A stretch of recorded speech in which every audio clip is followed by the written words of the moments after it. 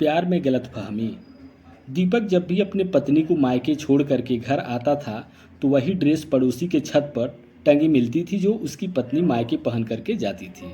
उसे बड़ा अजीब लगता है क्योंकि उसका मायका तो बहुत दूर था, पर ड्रेस यहाँ कैसी। एक दिन उसने शक हुआ तो पड़ोसी की छत पर ड्रेस को फाड़ दिया और वापस लौट करके ससुराल पहुँच गया। वहाँ जाकर के उसने जो देखा उसकी जान ही निकल गई, क्योंकि उसकी पत्नी के ड्रेस तो जब मैं ऑफिस से थक करके घर पहुंचा तो माया को तैयार खड़ा देखा। उसने लाल रंग की ड्रेस पहनी थी। उसे देखते ही मेरी सारी थकान दूर हो गई, लेकिन जैसे ही उसने कहा कि उसे मायके जाना है, मेरा सारा मूड ऑफ हो गया। देखो माया, तुम कल चली जाना, आज मैं बहुत थक गया हूँ। मैंने उसे टालने की कोशिश की लेकिन वह अपनी जिद पर अड़ी रही। दीपक, मुझे माँ की याद आ रही है, प्लीज़ आज मुझे छोड़ करके आ जाए। उसकी बात सुनकर मैंने हाँ कह दिया। हमारी शादी के अभी 6 महीने हुआ था और वो हर हफ्ते मायके जाती थी, फिर भी उसका दिल नहीं भरता था। तो मैं क्या करता था, मैं माया को बहुत प्यार करता था तो उसकी हर बात मान लेता था। फिर मैंने और थोड़ा इंतज़ार करने को कहा, फिर फ्रेश होकर के शायद छोड़ आया। उसने कहा था कि मैं रात को वो लेने के फिर मैं घर आकर के सो गया।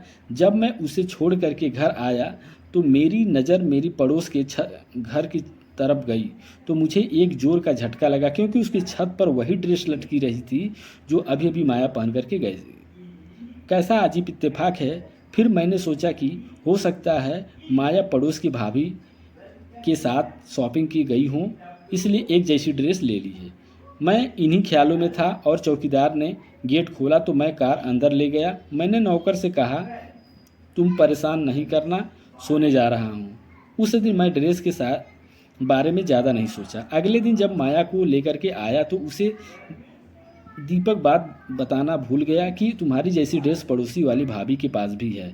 लेकिन 2 दिन बाद दीपक को बहुत हैरानी हुई जब माया बोली कि वो मायके जाना चाहती है क्योंकि माँ की तबीयत ठीक नहीं है।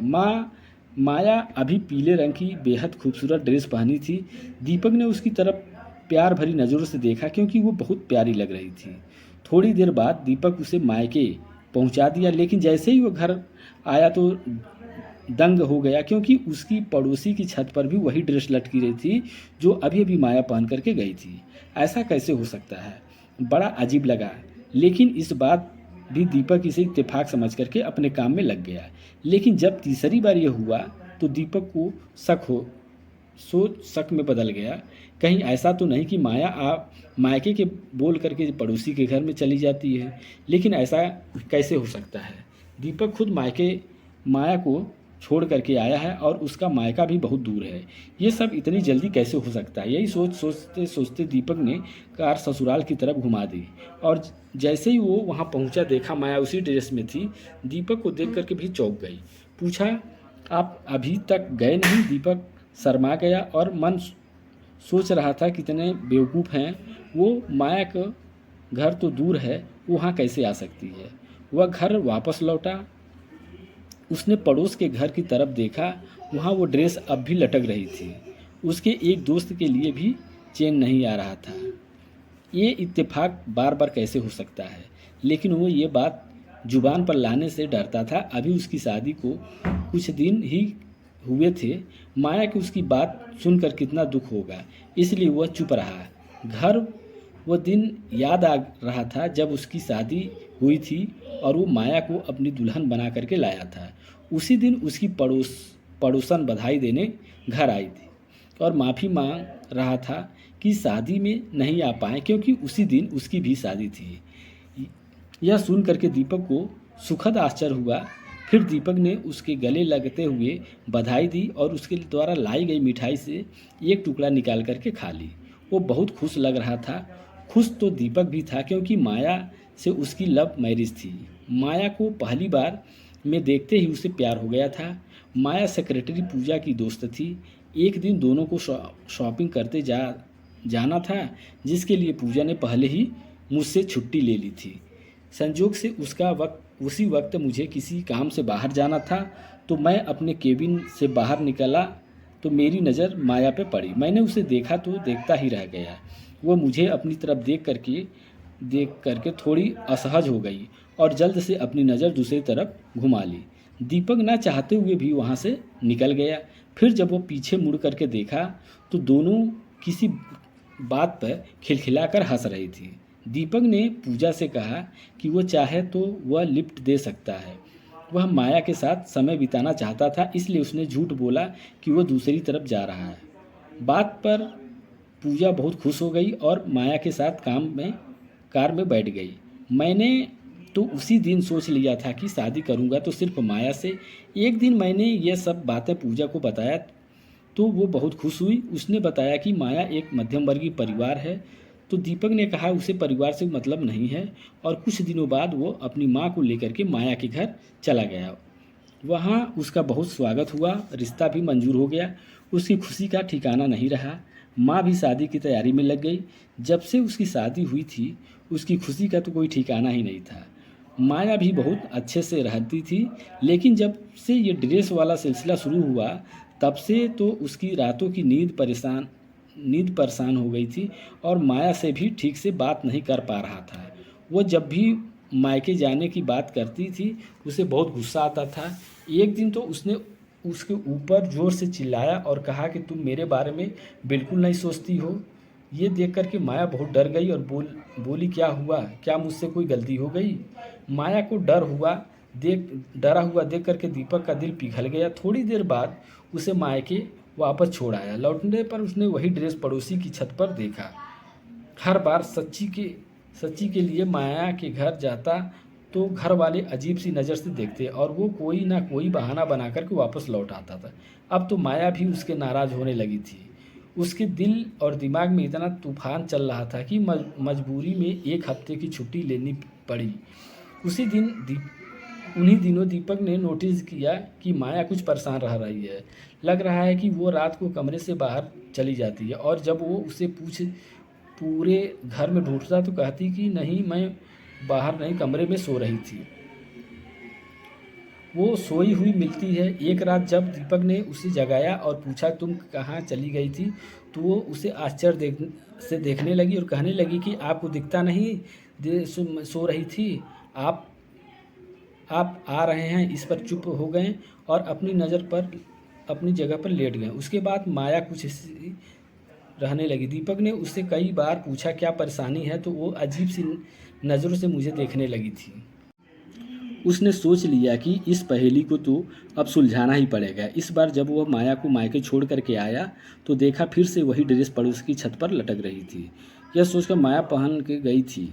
फिर जल्दी से अंदर गया और छत पर पहुंच गया। उसने कपड़े को हाथ लगा कर देखा तो बिल्कुल गीला था। उसने उसी कपड़े को फाड़ दिया और वापस माया के घर पहुंच गए।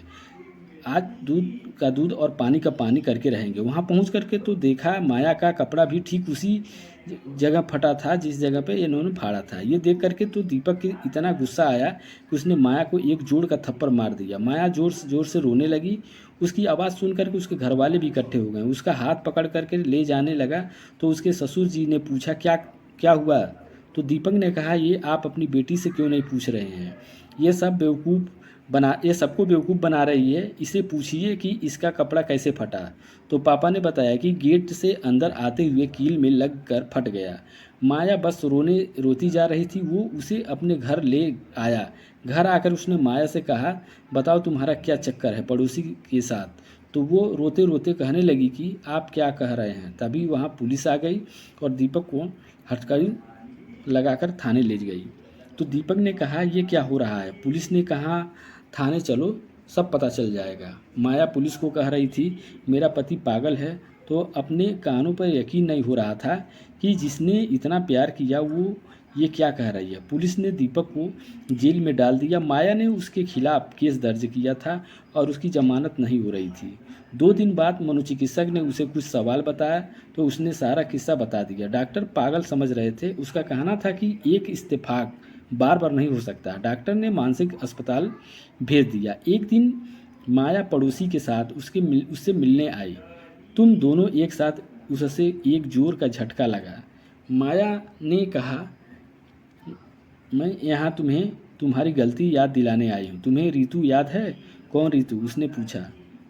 हाँ, तुम्हें कैसे याद रहेगा, क्योंकि तुमने तो ना जाने कितनी लड़कियों को अपने प्रेम जाल में फंसाया है। जिसमें से मेरी एक छोटी बहन रितु भी थी। रितु तुम्हारे टाइम पास को प्यार समझा। जब तुमने शादी के लिए मना कर दिया तो उसने आत्महत्या करने की कोशिश की। वो बच तो गई पर ज़िंदगी भर के लिए अपाहिज हो गई। ये सब देख करके मुझे बहुत दुख हो रहा था। एक दिन मुझे उसकी डायरी हाथ लग गई। उसने तुम्हारे बारे में सब कुछ लिखा था। दूसरे दिन से मैंने तुमसे बदला लेने की सोच ली। धीरे धीरे दीपक को सब याद आने लगा। उसने कहा कि मैं दीपक नहीं हूँ जिसकी तुम बात कर रही हो। वो दीपक सीनियर था। वो बहुत बिगड़ैल था। ये सुनकर तो माया सदमे में आ गई।